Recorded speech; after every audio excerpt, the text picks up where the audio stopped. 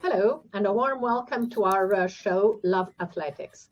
In this program, we bring you the latest highlights from our sport with expert input from different continental areas. And we're delighted to have as our guest today Kenyan journalist Mike Okinyi. Hello, Mike. Lovely to Hi, see you. A big nice thank to you for see you, joining. Anna. Thank you. I'm glad to be here with you, Anna, as always. Thanks. Now, before we look at the athletics news of the past fortnight, let's get to know our guest a little better. So, Mike, I've known you for many years, but actually, I never asked you what motivated you to get involved in athletics and start a career as a sports journalist. I think, Anna, that's an interesting question. I think athletics is the only sport I didn't play in school. I did volleyball, I did basketball, I did rugby sevens, I did football. I did basketball. I was actually captain of the team for basketball. We went all the way to the nationals of the school's competitions. But athletics, I never tried. Even when my coaches tried to let me in on athletics and say, you can do well in 800 meters or 400 meters, I totally refused. But I think because of that intrigue, is what when I started now off as a journalist and I wanted to specifically be a sports journalist, I found that niche to be very interesting. That the things that I didn't do, I wanted to find out how did they do it? How do you manage to train for athletics and become a superstar when I thought it's the hardest sport that I can ever get into? So that's where my interest in athletics came in because I never was an athlete in athletics despite playing so many other games in school. And the interest just came about again because in Kenya, it's one sport that is very successful. So you don't miss success stories, very many beautiful stories around athletics. So that is what integrated me to get into that space. So that's funny. Never played it yourself, but Yeah, now it's got an a interest in it. highlight. Yeah.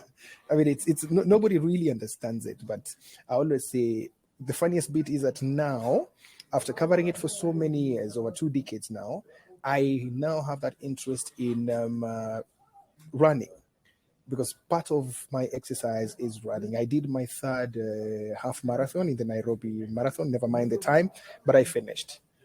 That's the beauty of it. I finished and I'm able to tell, but the way we see when you get to 35K in the main marathon, it's a break point. When you get to 16K, it's a break point for half marathon. I felt it and I know how it feels. So when they get to that point, I'm able to describe it better from experience. Oh, that's great. So you're starting to put it all into practice. 20 something odd years later. Never too late to start. I know. But I think professionally, I would not do it. But socially, I'm enjoying it because even again in Nairobi, I've got many places to run. If it's not road races on the main roads, we've got big parks in Nairobi that you can actually go and run. And I'm happy to do my 15 clicks every morning, every Saturday or Sunday morning. If I do Saturday, I won't do Sunday. If I do Sunday, I won't do Saturday. So it's getting together much, much better. And I promise myself that the next one, which will be the Nairobi Expressway Marathon in about 6 months' time, I should be able to try the 42 because I've never tried the 42. Ooh, But I want to try the full 42. I see how I go. Target is 3.5 hours. So hopefully I can be okay. able to do it. All right. Good luck on your challenge then. Thank you. Thank you. I think I'll do it. Mental strength. It's so much mental strength, really. Yes, I've seen them. Even my last marathon that I covered actually was London Marathon. Amos Kipruto, and we're with him on Thursday at the press conference before the race, and he spoke about so many things. But then I asked him, "What have you learned from finishing second to Eliud Kipchoge in Tokyo?" And he said, "The only difference between me and Eliud is a mental strength. And if I can borrow his mental strength on Sunday, nobody will beat me in this race." And guess what? That's what he did, and he won out of mental strength. So I believe with mental strength, if you put it in you, it should be 80% of the work done. Yeah, yeah, that's true. Yeah. Mhm. And Mike, tell us, what are your three favorite moments in the course of your career? That was a very interesting question that you asked me because I looked and looked and looked and looked and looked and I said, okay, I need to find three that are very crucial. But then my first one would be Julius Yego. I mean, 2015 World Championship. javelin. And it was funny because I was with you, Anna, and we were doing something else in the media center, and the finals of javelin were on. And it was one of those things that you say, I will look at one or two throws and that will be it. So second throw, I was like, interesting, that's a good throw, but I never thought it would be anything else until these are the results of javelin. I'm seeing Diego running around with the Kenyan flag, and I was like, wait, did he podium? I was like, no, not just podium, but he won it actually. And I was like, wow, that's very interesting. And then, of course, 2009 100 meters finals. Interesting for me, and a highlight of my career, because in 2007 in Ethiopia, we did a program of the media development program with you, Anna, and you spoke about Usain Bolt. And you said, very cheeky boy from Jamaica who, if he focuses on what he's doing, I think he can break all the records, 200, 100, and nobody will ever get to where he is. And I mean, 2009 got to the finals and he was red hot. He was ripe coming out of the juniors, I believe. And he blew the field to break the record. It was one of those things, and then he's flamboyant and all that. So, I mean, it was one of those things that we looked at and said, wow, this is good. And then the other one is, I think it was Tokyo in the 2020 Olympics, done in 2021, high jump. Bashem, again, is one guy that you talked about. You talked about Bashem being a very temperamental boy that is coming out of the ranks, and he's been groomed at Aspire Academy, and he's going to be one of those people that will do very well in high jump. So when he actually got to the final and he was up against Tamberi, who was coming off an injury, we thought, wow, we're going to see a jump off in this one. Then when they were called in by the judge, because the whole stadium is watching, suddenly people are jumping over each other, and we're asking, okay, what's going on? And say, actually, it's a rule in athletics. They can share the gold. And it was like, wow, shared gold. I think it was one moment that we looked at and said, it shows how much athletes do care for each other. Because Basham said, I mean, there is no way I would go into a playoff not knowing if I'm going to win and I've got a chance of sharing a gold with somebody who's really worked hard for it. I would be happy if he won, yes, but I'm also happy to have the gold. So why risk that jump off when you're never sure if he's going to beat you there or not? So I think it was one highlight of that moment of athletics that I said, wow, I'll put it in as one of the top three for me. Wow. Mm-hmm. Yeah, that tie between Barshim and Tamberi was really special, because they're really good friends off the track, and they really get on very well, and they had gone through the same problems, so they really felt for each other, and sharing it was really a great moment. This one was it was amazing, because I actually saw, and then it also brought a lot of focus on the Italian athletes, because we were seeing them all of a sudden. They're in sprints, they're in short races, they're doing well, and then this guy has come into high jump and he's really fiery in there. So focus was on him as well, to see, after Italy picking all this gold in these short races, is he going to do something again on the high jump? So it was interesting, actually, very interesting. Yeah. No, that was great. A great Olympic Games for Italy in Tokyo. Mm-hmm. So thank you, Mike. And let's look now at what's been happening in our sport over the last 2 weeks, starting with road events.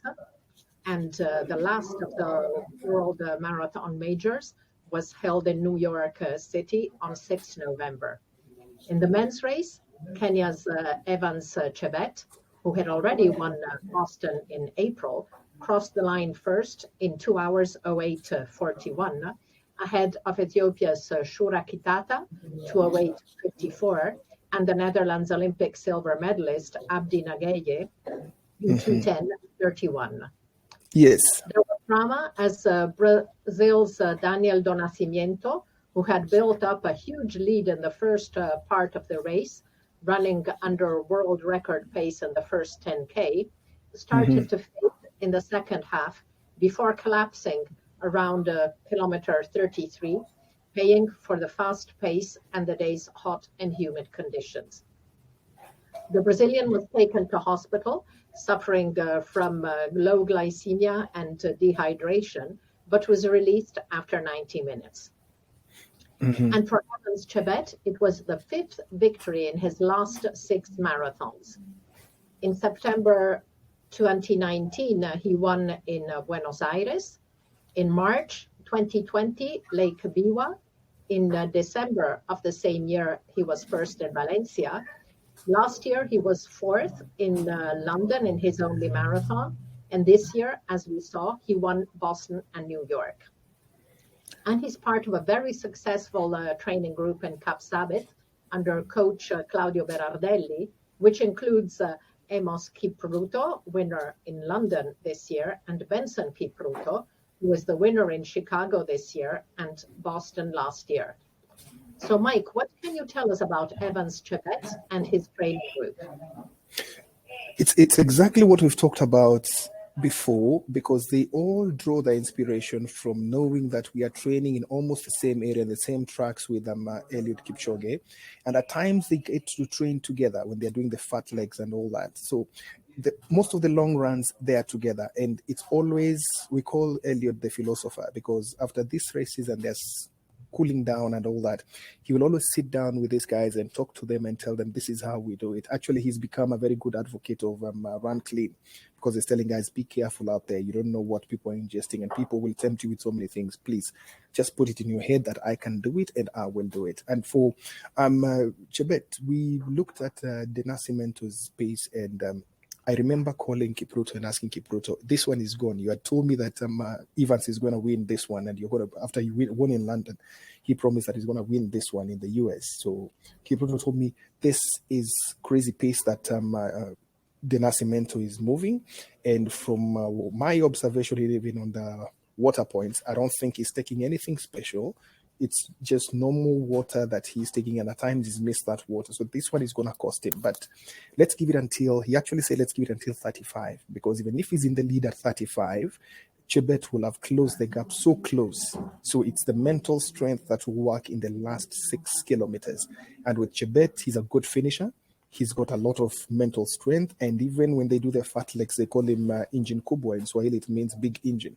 He's able to recover in the last bit of the marathon very well. And we actually observed that Chebet started, he made his move when he saw that the chasing pack that included Kitata and Abdi, he was watching those two guys very closely, because he knew these are good marathoners and they can spring a surprise anytime. They've got more experience, actually, if not on the same level. So when he realized that these guys don't have extra energy, or they are not making the moves, they've already decided this Nascimento can go and win the race and they fight for second place, he took off. And when he took off, that's when Amos told me, now watch him eat the minutes all through. And actually, before the Nascimento collapsed, he was checking over his shoulder all the time. And the moment he saw Chebet in the rear view mirror, everything else changed, because he tried to engage a different gear. And I think that's when he cooked all his engines at that particular point, because it was not part of his game plan. He was not supposed to go that way if he had one.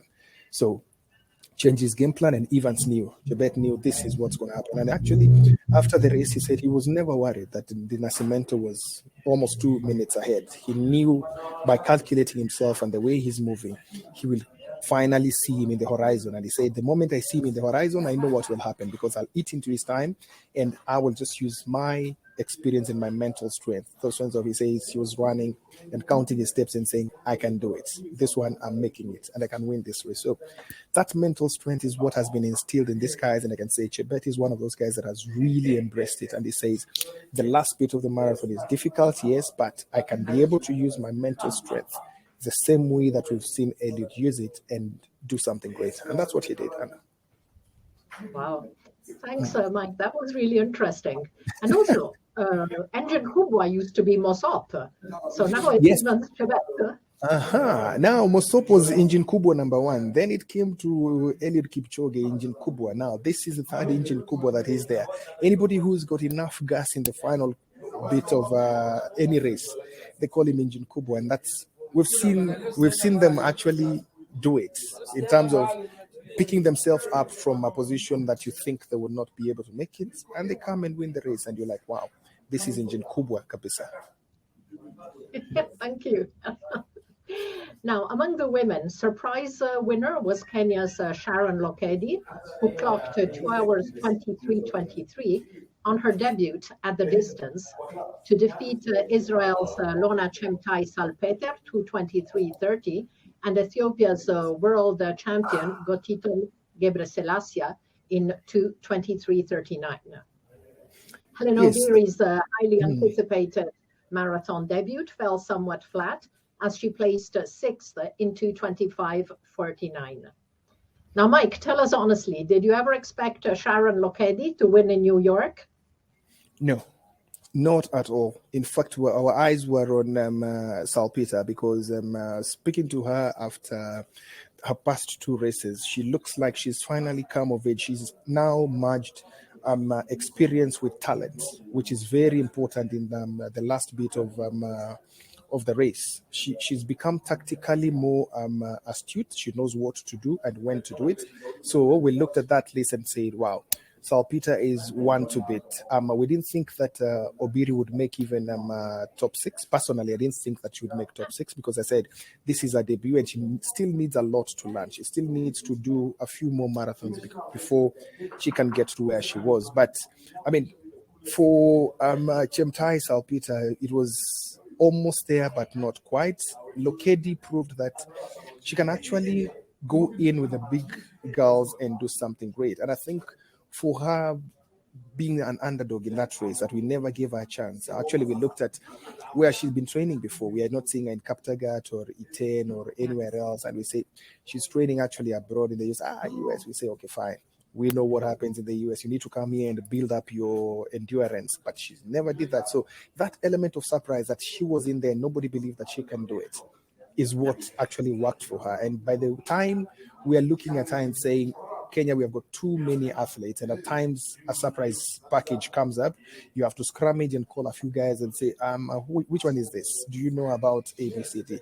When you get a history and you're told this one is a fighter, and don't be surprised if she does something wonderful here. And remember, she was neck and neck with two very experienced marathoners up to the last bit, and she held on until when she knew it's time to make a move, and that's exactly how she won. And then now the attention will be on her, asking her, do you feel that this now puts pressure on you? Because any new athlete that comes on board gets a lot of pressure in terms of, do you need to step up onto the plate and do better than what you did in the last race? And she says, I'm ready for it. Let it come the way to, I'm ready for it. Now I have announced myself to the world. Let me go to the other marathon majors. And actually I want to be in Berlin, because if I run Berlin, then I'll be able to do something special. And we know what Kenyans and something special means. When they say something special, it means they're going for the world record or something close to that. So watch out for her. I think she's going to surprise us in the next 2-3 marathons. And definitely, as you say, not only it was impressive that she wins on her debut, but especially with the field that she was up against. It was a very, very competitive, very high-class field, because other athletes did very well this year on their debut or almost debut, but they were not up against the kind of competition that Sharon Lokedi had in New York. In fact, she was looking at, she said she knew her and Obiri are the gate crushers in this party. So they said, let's look at the most experienced person and we follow in their footsteps until the point where we feel they've guided us enough. And when they did that, they just wind the shadows of Lorna Kiplagat until the point where they felt, okay, fine, she's fading off, let's move on to the next one. All right. So that is what they did. And Obiri will tell you that she never knew that in the marathon, it's not like the short races whereby you know that you're in the final third and this is what you need to do. Mental strength is big on this one. Your energy levels and how you regulate yourself is also big on that one. So she says lessons learned in there, that you need to go in and do your own race, because at some point she forgot what she's supposed to do and watched what the others were doing, not knowing that once you get off your game plan, then you're putting yourself under risk. And that's what she did. She burned her gaskets and that was it. She couldn't keep up on that pace, but she says, I have learned a lot. If I am being able to do 2:25, 2 hours 25 minutes on my debut on a full marathon, it means if I work harder, I can chop off 6-7 minutes on the next race. And once she cuts off those 6-7 minutes, it means she's now joined the big leagues, because you're in the leagues of the winners of the major marathons of this world. So watch out for Obiri as well, because She's a fighter as well. Yeah. Remember where she started and switching all. She's been moved up everything else. 800 meters moved to 15. 1500 meters no, moved to 5,000. 5,000 meters, you've done enough. Try 10 as well. Now she says, now let me go for the big ones.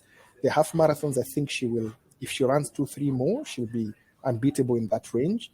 Then she'll be ripe enough for the full 42 kilometers, where now she might become unstoppable. Yeah, Obidia is an athlete that I really like very much. So I look forward to the rest of her career.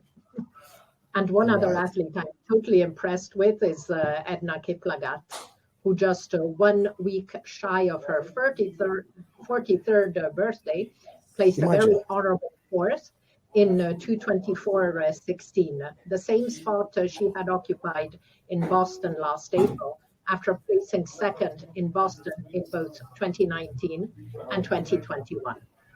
Amazing longevity from the double world champion and 3 times winner of a world marathon major, who has been an elite runner for 26 years, first wearing the Kenya vest in the world under-20 cross-country race in 1996. Yes. So huge congratulations to Edna. I think as well we need to give her credit because apparently she's relocated to the US. She's mostly in the US more than Kenya. And you can look at the different training conditions. If she's able to do 2:24 training in the US, what if she was still in E10 and doing her regular training in here? I mean, we all know that high altitude here gives you an impetus. You can actually improve your time by 2-3 minutes if you run on this side of the world. That's why everybody else is coming and saying, let me train with these Kenyans here. So kudos to her. I mean, at 42, almost, we should say 43 because she was almost 43 and not 42. She's able to say, wow, I can still push this. And she says, for as long as my legs can move, I love running, I will still run in the marathons. And I think even her next marathon, she will still post very good times. Yeah, definitely. Impressive athlete. Of course. And it's cool to see champions from other sports competing in marathon races. In Berlin, it was Brazil's former football star Kaká, while in New York, it was Norway's former cross-country skier Marit Bjørgren, who finished in 3 hours 08:52. Bjørgren, who announced the end of her career last April, is the skier who has won the most races of all time, a whopping 114 individual victories. And she has a total of 15 Olympic medalists, the highest of any athlete at the Winter Games. Wow. Another celebrity running in New York was actor Ashton Kutcher, who raised over $1 million to help end child sexual exploitation online. So congratulations to Marit and to Ashton. Wow, that's impressive. If she's able to do under 3:30, some of us are targeting 3:30, a full marathon. I mean, that is quite impressive because it means that if she just puts a little bit more effort, she would have run under 3 hours. I mean, that's something. Yeah. Actually, yeah, very impressive. Obviously, still in very, very good shape. Yeah, it means, I mean, her athleticism is still there, and she's able to use her past experience and looking at her field of what she's been able to do, the hard work in training into marathon. So maybe if she just put in a little bit more effort, and I think if she put in her mind that I want to train for under 3 hours, she would have done it very easily. We'll see, because she had retired from cross-country skiing, I believe, at the end of last year. Then she continued, but now she's announced that she's really stopping. So we'll see. But maybe just a marathon from time to time, she will continue. So we'll see what Bjørgen does in the next months. So after the World Marathon Majors series has been completed, the champions for 2022 were announced. So Eliud Kipchoge among the men and Gotitom Ghebreselassie among the women. Eliud was actually tied at number 1 with Evans Chebet, as both won 2 marathons. Eliud had Tokyo and Berlin, and Chebet Boston and New York. And the tie was broken by the World Marathon Majors race directors, And obviously, Kipchoge's world record of 2 hours 0109 was a factor. Let's look at all the winners, men and women. Now, quite impressive. Kenyan men took all the wins, but then we have the World Championships, which aren't technically a World Marathon Majors, but which count towards the points for the winner of the series. And those two were won by Ethiopians, Tamirat Tola among the men, and Gotitom Gebreselassie among the women. So Kenyan men dominated in the World Marathon Majors. The women's, it was a little more mixed. Yeah. Exactly, with Bridget Kosgei and Perez Jepchirchir winning in the spring. Then they both had injuries because they had planned to compete in autumn marathons, but had to pull out due to injury. We had a fantastic debut in Berlin by Tigist Asefa. Yalenzerf Yehwala was also very impressive. Then Ruth Chepengetich, fantastic time, close to the world record in October in Chicago. And finally, Sharon Lokedi. And so it's strange because Gotitom Gebreselassie, she hadn't won any of the 6 marathon majors proper, but her win in the World Championships and 2 third places in Tokyo and New York allowed her to take the win. So Mike, overall, a very successful World Marathon Major Series for Kenya this year. I think we've done, the athletes have done really well. And looking at their performance coming, we're still calling it a post-COVID season because COVID really affected even the training. The restrictions here were really, really, really, really tight. Even trainings, they were told that you can't train even in groups of 3. You have to train on your own. Yes, and you have curfews that do not allow you to start off so early in the morning. So you have to start your training later than you anticipated. You have to finish earlier than you anticipated because of the curfew. So it really affected the patterns of training and all that. So recovery has been quite impressive. And looking at the way they have dominated some of these races, it shows you that there's something right that they are doing out there in Kaptagat, because all these winners, they're coming from the same area. Kaptagat has become the real source of marathon champions for this country. So that area, and when you go there, even walking alone, and I went in to do a couple of stories there, and walking for 2 minutes, you can tell the difference because it's very high altitude. We're already struggling to walk at the same pace that we're walking in. So it tells you that that area, if they continue what they're doing and the camps are really enforced rules and regulations of training and all that, because of the situation that we have in the country right now, a lot of doping cases coming up, and it's been discovered that we have a lot of unscrupulous people operating around that area, taking up young or mid-experienced athletes and telling them you can actually run faster because of ABCD. So because of that, and regulations have been tightened a little bit to know that who is training where at what time. It has also helped because training is regulated. People are just professionals running together and under a registered and known manager and coach. So this one is also a good factor because you don't have hangabouts who are just getting there to go and run them crazy marathons. People are really serious of what they're doing. They're focused, and we can see the results. So I think Kaptagat is a new place where so many athletes will come in. And even after Elliot, I can bet whoever is going to touch that record or get close to it again will still come from Kaptagat. Wow. Thank you, Mike. That's really interesting. So let's look now at a different type of racing. On 4 to 6 November, the World Mountain and Trail Running Championships were held in Chiang Mai in Thailand. They had been postponed from November of last year. In the uphill race, over 8.5 kilometers with a 1,344 altitude gain, Patrick Kipngeno became the first Kenyan to win a mountain running world championship, finishing 90 seconds ahead of compatriot Filemon Kiriago, with Spain's Alejandro Garcia in third. Kipngeno, who has had a fantastic season and holds a dominant lead in the World Cup standings, also took silver 2 days later in the up and downhill race. Among the women, the winner of the uphill race was the USA's Ali McLaughlin, who took the win over Austria's legendary Andrea Mayer, a 6-time world champion who was competing in her 10th World Championships, and Switzerland's Maude Matisse, who had collected her 4th and 5th European titles at the beginning of July. McLaughlin also won a bronze medal 2 days later in the up and downhill race.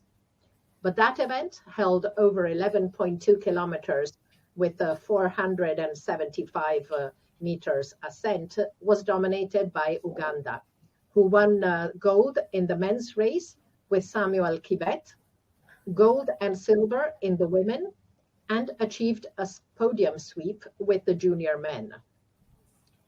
Team gold followed among the senior and junior men, but the third female athlete did not finish the race, so the women's senior team did not score despite Uganda taking positions 1 and 2. Trail races were also held in Chiang Mai, and what a spectacular setting that was. The long trail races were held over 80 kilometers with an elevation gain of 4,910 meters. And the short trail races were held over 40 kilometers with an elevation gain of 2,777. France was the strongest in this specialty with 2 golds and 3 silvers. Blandine Lirondelle retained her title in the long trail, leading her team to gold. And I just love this photo. Having the energy to jump like that after 80 kilometers in a stunning but tough course in hot and humid conditions is totally amazing. Let's take a look now at the medal table. As we saw, Uganda had 5 golds and they lead with 9 medals in total, followed by the US. France had 2 golds, but a lot of silver medals. Then Great Britain, Italy, Spain, and Kenya. Switzerland, counting on Maude Matisse, and in total, 13 countries won at least 1 medal. Now, Mike, Kenya, as we saw, has had a very good season in mountain running, with Kipngeno dominating the World Cup standings. And he was one of only 2 athletes to win 2 individual gold medals, 2 individual medals in Chiang Mai. But Uganda, who has started focusing on this specialty years ago, was the leading force in Thailand. Do you expect Kenya to put more focus on mountain running in the near future?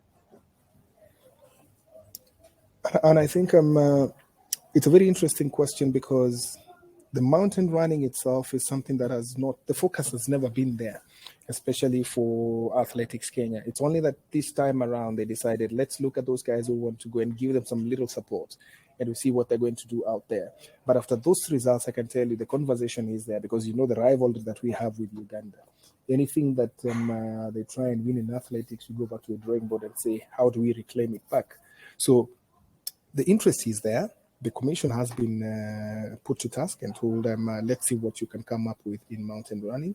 And the training now will be more focused and more streamlined in terms of we have to get the proper athletes to go and run in such competitions. So you're right that the interest now is there from both Athletics Kenya and the athletes, and they have to now look at the calendar and look at how do we put even competitions here, because we only have one competition of mountain running, and it's somewhere in central Kenya every year. So if they are put in different places and we are able to put in the effort that we put in cross country, the effort that we put in Athletics Kenya weekend meets, there are so many and they discover so many people every other time. If we put in the same effort with the different city marathons that we have, which are becoming very popular now, we are having prize money that is really mouth-watering for some of these athletes that are coming in. We never thought that we'll have a marathon that would pay in the range of 30,000 USD for the winners. So once we hear that 30,000 USD is up for grabs for the number one position, you can imagine the kind of interest that will be there. Somebody will sacrifice to go and run a race maybe in Asia or South America and say, let me try out this one here. Or they will say, I will not go for pacemaking duties on this particular race.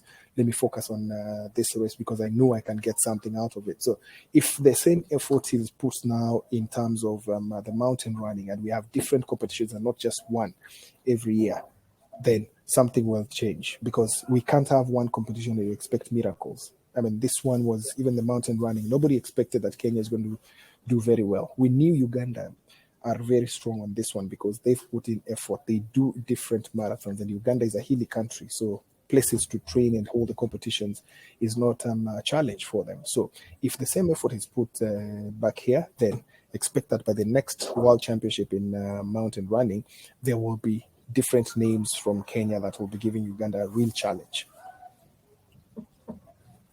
Let's see. As I say, I am very much aware of the rivalry between Kenyans and the Nyambos and Sebos. So yes, we'll see what happens in the next years. We shall go for those titles. We'll see. A way to go. They've been working on it for a long time. So, so let's move now to cross country. World Cross Tour continues with two gold level events held in consecutive weekends in Spain. On the 6th of November, it was Soria, which saw Kenya's Lucy Maiwa chalk up another win after her success 2 weeks before in Bydgoszcz. Maiwa registered a dominant performance, finishing over 1 minute ahead of the runner-up, home athlete Marta Garcia. Among the men, the winner was Burundi's Spain-based Thierry Ndikumwenayo, the 2014 Youth Olympics 3,000-meter silver medalist, who shot back to prominence in the senior stage this year by winning the 3,000 meters at the Monaco Diamond League in a world-leading 7:25.93, the seventh best mark of all time. Eritrea's Merhawi Mebratu and Uganda's Peter Maro completed the podium. A week later, on 13 November, the next World Cross Tour Gold event was in Atapuerca, and Thierry Ndikumwenayo took his second consecutive win over a highly competitive field as he defeated Kenya's Levi Kibet, the winner 2 weeks before in Bydgoszcz, and Burundi's Rodrigo Kwizera, who had triumphed on the same day in Amorebieta. In between Soria and Atapuerca, Ndikumwenayo, who has been living in Spain since 2016, was granted Spanish citizenship, but he still competes for Burundi until documentation is complete and his transfer of allegiance is confirmed by World Athletics. On the women's side, Kenya's Beatrice Chebet led from the start to top a clean sweep for her country with a clear win over compatriots Purity Chepkirui, the world under-20 1500 meter 2020 bronze medalist and 2021 world champion, and Lucy Maiwa, the winner in Bydgoszcz and Soria. Chebet, a standout athlete in both track and cross country, has had excellent results this year, taking silver over 5,000 meters at the World Championships in Oregon, as well as gold at the African Championships, Commonwealth Games, and Diamond League finals. The Spanish Club Cross Championships took place at the same time in Atapuerca.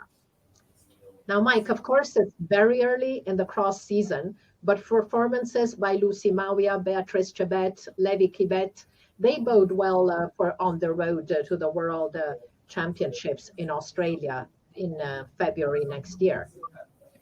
I mean, it's these are athletes who've gone to try out their speed and endurance in those races because they know that even in our World Cross Country Series here in Kenya, it's very, very competitive.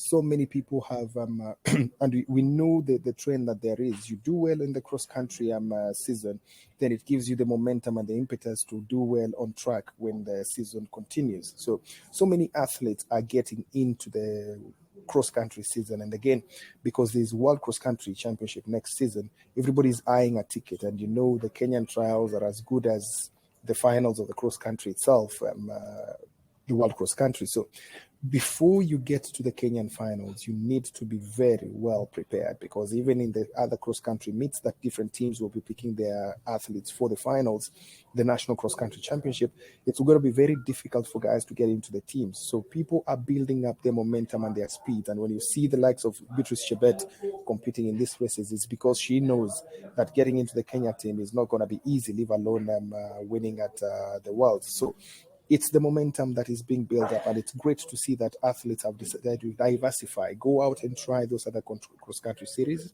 especially in Europe. Come back here and test your endurance with the locals, because when you do the local circuit, a surprise can come from anywhere. Somebody who's never run cross-country will come in here and say, I've just been training in this camp and I decided to try my luck, and here I am. So many stars will be born out of the National Cross-Country Series championships, and before we get to the national finals, a lot of these elite athletes will have gathered a lot of experience and exposure in other races, because they know, all of them at the back of their mind, they always say, I do not want to be embarrassed at home. So for me not to be embarrassed at home, let me go and try and get embarrassed somewhere else, but not here. So when they come back here, it's all focused, because they know getting into that team is going to be difficult. And it helps because we take always the best of the best, the cream of the cream from this country. They go and compete there. And again, remember, next year we still have World Championship in Europe. So Budapest is going to be one other battlefield. So the battle starts at cross country and it builds up all the way to Budapest. So it's good to see these athletes get out there, because it shows that they're taking it very seriously, because they've known that if they do well in cross country, then chances of making the team for Budapest will be much, much higher. And Athletics Kenya now are very keen to look at where you're training, how you've performed the whole season, and what you will do at the Worlds, because they always have that wild card. They always say, at our trials, it's 1-2 across the line, then the third one is a wild card. So you might do well in the other cross-country events across the world or across Europe. Then you come to the nationals and something happens and you don't even podium. But there's always that wild card chance that they might look at and say, Mike has done ABCD, let's give him the wild card. So good to see them out there, Anna. Thanks, Mike. That was really interesting. Now we're reaching the end of the year and it's time for awards. But before we look at the finalists for the World Athletics Athlete of the Year and Rising Star Awards, it's time to ask our guest about his favorite moments of the year so far. Top on the list, Mary Moraa, 800 meters at Commonwealth Games. And after bronze in Oregon, it was the same field, same athletes from Oregon into Commonwealth Games. And I was asking myself, what's going on? Because I thought Commonwealth Games are for the upcoming ones and that's it. But every other big name came for the finals. Then out of nowhere, she changed her tactic of running and she became a pace setter. At 400 meters at the bell, she was last, from first to last. Then 300 meters, she's eaten up 2 places. 200 meters to go, she's within the top 5. 100 meters to go, she's within top 4. Then, boom, she engages 5th gear and goes above everybody else, and she wins the race. And we sat and asked ourselves, what just happened there? We had written her off with 400 meters to go. Then she comes to win gold. And after the race, she talks about, because she hangs out with Janet Chepkosgei so many times, and says, Janet, they even spoke the day before about the race. What should you do? And she just decided, no, let me do something different. After all, I've got nothing to lose. So it showed that there's something that this girl is doing. And remember, even this almost a similar incident happened in the Nairobi under 18 championship in 2017, where she ran the same leg of the relays with Dos Santos from Brazil. And she came from behind again to just zoom across everybody else to come and finish. at the first place. So it's a characteristic that she has, and we are about to see a new star in 800 meters. We thought we'll never discover anybody else in that 800 meters space, but looking at what she's done and putting more focus on 800 more than 400 meters, I think Mary Moraa, by the time we get to the next World Championship, she'll be the athlete to beat in 800 meters. Then my good friend Jacob Kiplimo again in the 10,000 meters. He went in against a Kenyan team that was really determined to push him out of the gold medal, and they had trained. Ebenyo and team had trained. They had the tactics right. They had everything else. They had done their speed work. They had done finishing and everything. They knew this is the moment that we are going to take this thing out of Kiplimo because he's the only guy to beat. But the last lap was quite interesting. Looking at these guys battling all the way to the last 30 meters of the race was just something out of this world. And again, after the race, looking at the camaraderie and them joking with each other and saying, you can't take this away from me, even coming to the mix zone. I remember the mix zone and they came together, all of them, and they speak the same language, and you ask them, okay, so what happened there? Just say, this guy got lucky. No. I knew what you guys were up to. No, you will never tell what I'm doing. So even Kiplimo says that was close. And you ask him, are you going to come back for the next Commonwealth Games? He says, you never know, but always it's good to leave it when you're the champion. So it gives you a hint of where he lies. And then 10,000 meters for women, Eilish McColgan. I mean, it shows you what the home crowd can do for you. She was up against two Kenyans that are very good in road races, and we knew for certain that she has the bronze medal. That is Eilish. We knew the bronze is hers, right? Because gold and silver, that one is a reserve of those two. But with every lap going and she's not being shaken off, and Kenyans panicking with the last 4 laps and trying different tactics, move forward, do this, take time to pace and all that, no tactic could shake her off. And she was there with them, and 200 meters to go, she just shot off. And the noise that was in that stadium just reminded me of the under 18 championship at Kasarani, the first time that place was filled up with Kenyans cheering their own. And that's why the likes of Mary Moraa performed so well. So Eilish did that, and looking at what really pushed her to really want that gold, her mother in the stadium watching and wishing that my daughter can actually emulate what I did, that was one great moment. So I think looking at those three, they just show you how athletics is the sport to watch. You can never get bored out of that. It's not like football where, this team will score how many goals and how many matches. Always a surprise coming out from somewhere, and looking at the athletes and thinking, wow, what effort have they put in there? So 3 moments that I said I wish they can repeat themselves again next year, but you never know. These athletes will bring some different surprises coming next year.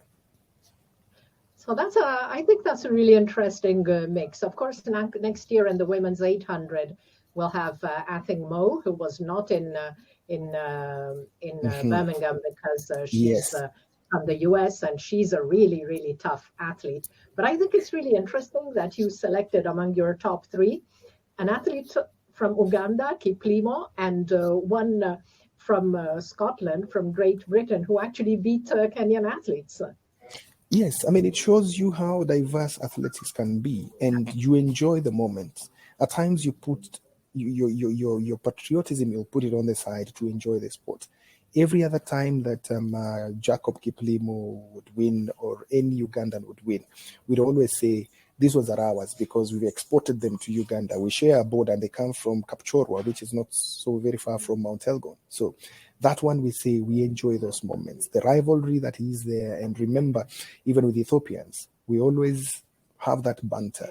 But when somebody comes to break that dominance of Kenya and Ethiopia and now Uganda, you always rise up to say, wow, what's going on? But for Eilish, I mean, running at home, we always wished for this moments. That is what sport is all about.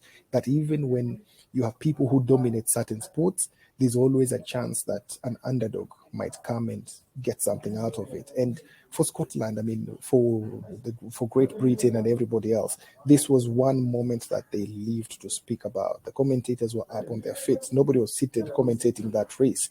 And everybody was saying, Not only that did she win, but she finished ahead of two very strong athletes from Kenya. So it shows you the diversity of sport. You'll always support good moments in sport. You'll always enjoy them. It doesn't matter if they're people from your country or another country, but you always wish that it's your people who dominate. You remember even in 2015 at the World Championships in China, nobody expected that Kenya would top the medal standings. We always knew it's either US or Jamaica because of their diversity in the sprints and middle races.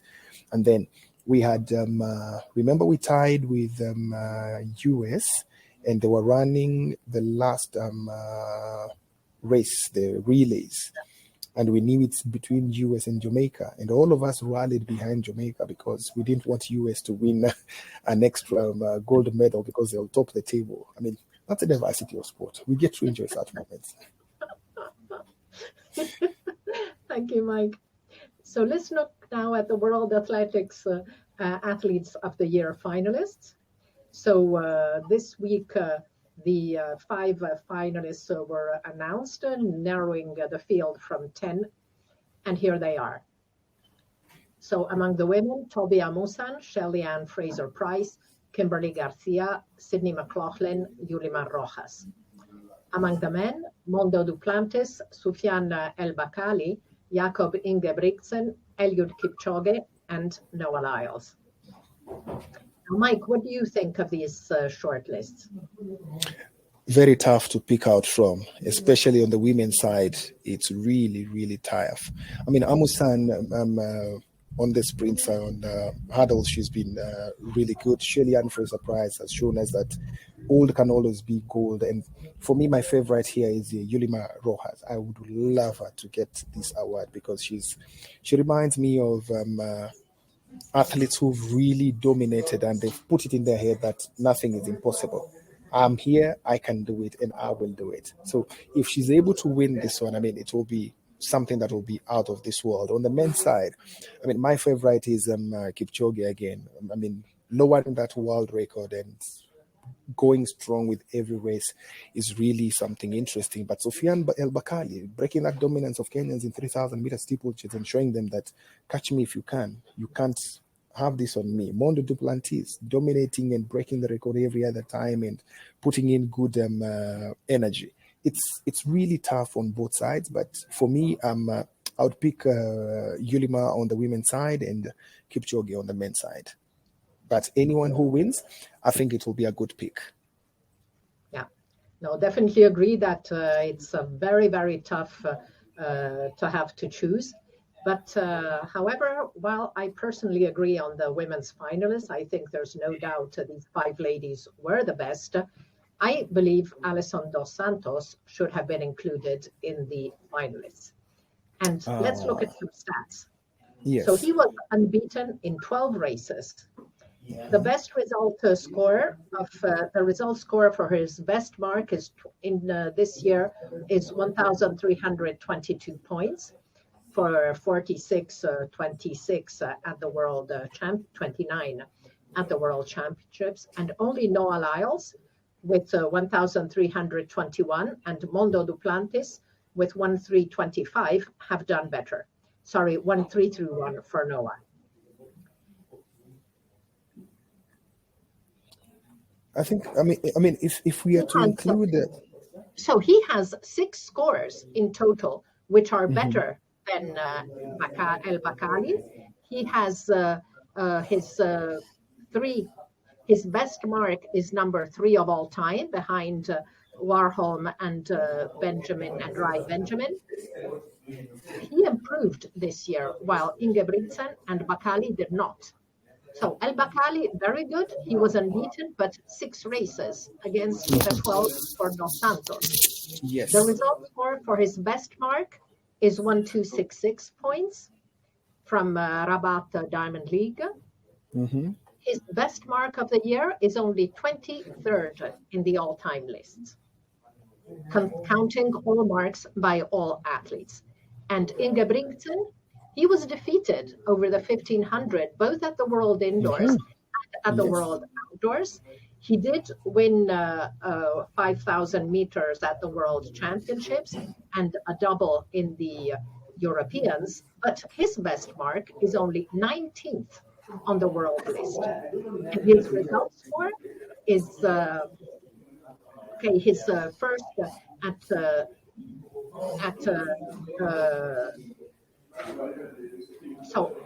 first at 1500 and 1,202 points.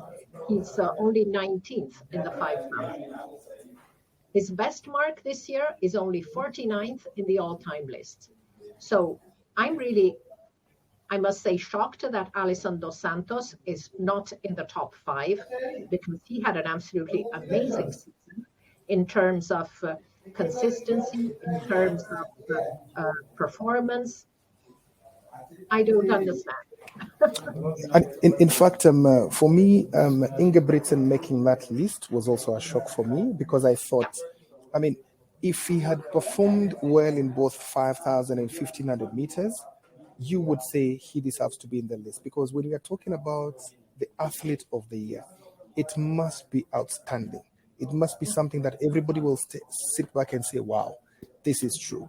Same case to El Bakali. If you're not even in the top 10 of all time best, and you've not even done so many of those races, when you're economical with your races and you're doing only 6, it shows you that he knew exactly what he was doing, because past 6, 7, 8 races, he knew exactly that there's a crop of Kenyans who are coming up here and they might just spoil everything. Unfortunately, we are competing this in these days, knowing that an athlete wants to compete not because they want to win so many other things, but because they're also looking at the end of the year, I want to make the short list. And it's all economic, because if you're a finalist and if you get to win, of course, so many races you'll be invited for them and appearance fees go up. So for me, I agree with you that we have 2 names there that are really doubtful. And Dos Santos, you've brought in a very good angle, and I don't think they looked at those statistics. Otherwise, if they had been given those statistics before, then one of these 2 athletes would have been knocked out of the top 5, and he would be going in for the main award. Yeah, definitely. Any case, so Alisson is definitely there among my 5 finalists. That's a good one. Alisson, I mean, on the women's side, it's going to be tough, Anna. I can tell you for free. Those ones, they will sit, and the voting is going to be very tight. I think whoever wins, it will not be an absolute majority. It will be a split decision on who wins on the women's side. Yes. So let's look now at the World Athletics Rising Stars. At the beginning of November, the world governing body announced its candidates, and here they are. Among the men, Anthony Amirati of France, world under-20 pole vault champion. He owns the 6th best world under-20 performances of the year. Jaden Hibbert of Jamaica, world under-20 triple jump champion, and he also has the world's 6th best under-20 performances of the year. Arion Knighton, World Championships 200-meter bronze medalist, Brussels Diamond League winner, and set the world under-20 record over 200 of 19:49. Impressive, improving the Usain Bolt mark, which stood at 1993. Another sprinter, Botswana's Letsile Tebogo, world under-20 100-meter champion and silver over 200, and he set a world under-20 100-meter record of 1993. And finally, Emmanuel Wanyonyi of Kenya, 800 meters fourth placer in Oregon at the World Championship, Diamond League winner, world fastest 200-meter climb. And among the women, 2 Kenyan steeplechasers, Jacqueline Chepkoech, Commonwealth Games 3,000-meter steeplechase champion and Diamond League winner in Brussels. Faith Cherotic, world under-20 3,000-meter steeplechase champion, Diamond League final in 3rd place. Then from South Africa, Minne de Klerk, world under-20 shot put champion and discus bronze medalist. and she has 7 of the world's top 10 under 20 shot put performances. Then Karika Hill, still only 17. She was the world under 20 100 hurdles and 4 by 100 relay champion. She twice set a world under 18 record, or rather a world best in the 100 hurdles, and set the world under 20 record with the sprint relay. And finally, Adriana Vilagos of Serbia, world under 20 javelin champion, European championships, senior championships, silver medalist, and she has 11, the best 11 world under 20 performances of the year. So Mike, what do you think of these nominations? For me, Anna, I'll be very honest with you. I think if Tebogo and Kerika Hill don't win, I'll be very surprised. Because Tebogo, look at the way he runs. I mean, he reminds you of Usain Bolt at that age. His easy way of running, the way he takes things so easy, his determination and all that. We know that he can go faster very easily. But even when he's setting this record and he's slowing down towards the finish line, you can tell that he can go faster and even break more records. So for me, if he doesn't win this one, it will be quite a surprise, because I think he's the next big thing in sprints in athletics. And again, looking at Karika at 17, whatever she's been able to achieve, this would be very hard to deny her that opportunity to be named as the rising star of the year. So those two for me are the ones that I'm looking at, and it will be very surprising for me if they are not awarded those awards. Thank you, Mike. So let's look now at upcoming events as we reach the end of our show. Top events in the next fortnight. So this Sunday, World Cross Tour Gold event in Italica, the International Cross in Sevilla. On the same day, Great Ethiopian Run 10K in Addis. Maybe not classified among the very top races, but a huge event in Addis.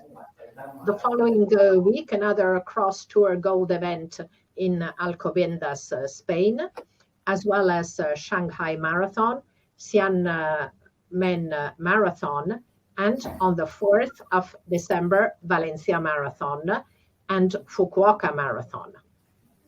Now, Mike, Abel Kirui, the 2009 and 2011 world champion, will be running in Fukuoka and apparently aims to make the Kenyan marathon team for the world championships next year.